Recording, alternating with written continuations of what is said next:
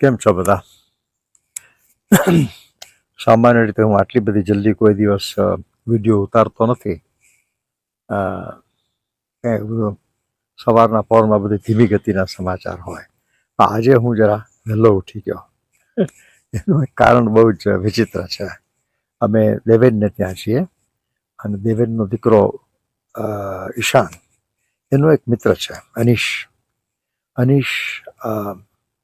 ના બા બાપુજી બીજા શહેરમાં રહે છે અને એ અહીંયા ભણવા માટે અને કામ નોકરી કરવા માટે અહીંયા એકલો રહે છે એમના પોતાના જ ઘરમાં.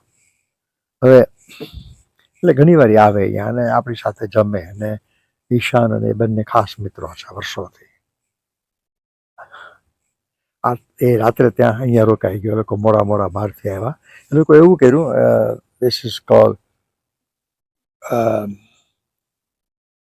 શું કહે છે ને, આપણે જેમ થેન્ક્સ ગિવિંગ છે ને એવી રીતે ફ્રેન્ડ્સ ગિવિંગ એ લોકો ઉજવે છે. દેવેન, આપણે ઈશાન ને બધા એમાં શું કરે કે દરેક જણો થોડું પોતાને હાથે બનાવીને, અથવા ન ફાવતું હોય તો બહારથી, પણ મોટા ભાગે I think the condition is કે તમારે પોતે બનાવવાનું. એ બનાવી અને લઈ આવવાનું એક જગ્યાએ. એક મિત્રને ત્યાં બધા ભેગા થાય, જ્યાં મોટી જગ્યા હોય, વિશાળ જગ્યા હોય, અને બધા સાથે જમે. અને સેમ્પલિંગ ફોટા જુઓ તો મને બતાવ્યા ઈશાને રાત્રે. Amazing variety of food. 15-20 જાતના બધા અલગ અલગ બધી વાનગીઓ હતી. એમાં એણે બ્રસલ સ્પ્રાઉટ્સ બનાવ્યા હતા, સોસ ઉપર રેડીને ખવાય, અને બીજું એણે ઝુકીની નહીં પણ શું કહેવાય, નામે ભૂલી જવાય છે હવે, એ બનાવ્યું હતું. એટલે એ લઈ ગયો હતો સાથે. અને પછી રાત્રે લોકો આવ્યા ત્યારે એને મને થોડાક ફોટા બતાવ્યા. એનીવે, વાત એમ કરતો હતો કે અનીશ એનો જે મિત્ર છે એ રાત આપણે ત્યાં રોકાણો, ઘણી વાર રોકાઈ જાય છે. તો આજ સવારે એ અમારો જે નીચે રૂમ છે એની ઉપર જ એનો રૂમ છે. સવારે છે ને ધડાધડી થાય, લગભગ 1.5 કલાક પહેલાં. એટલે હું જાગી ગયો. વર્ષાએ જાગી ગઈ હશે, આઈ એમ શ્યોર. મેં કીધું આ શું થાય છે ઉપર? લોકો કોઈ ફર્નિચર સવારના પોરમાં અહીંયાથી અહીંયા મૂવ કરે છે કે કંઈ એક્સિડન્ટ થયો કે શું થયું એમ. અને એક જ ધડાકો છે ને અટકી ગયો એમ નહીં, 3-4 વખત ભમ ભમ ભમ. અને અમેરિકામાં તો તમને ખબર છે લાકડાની ફ્લોર હોય એટલે સહેલાઈથી અવાજ આવે, નીચે પહોંચે. એટલે હું ઊભો થઈ ગયો અને પછી બધું પતાવ્યું. અને પછી ચા બનાવી મેં, કેમ કે હજી વર્ષા બાથરૂમમાં હતી ઓલરેડી ઉઠીને. એટલે મેં ચા બનાવી અને દેવેન ઉઠી ગયો હતો. એટલે દેવેન અને મેં એને ઓફકોર્સ અનીશ પણ નીચે આવી ગયો.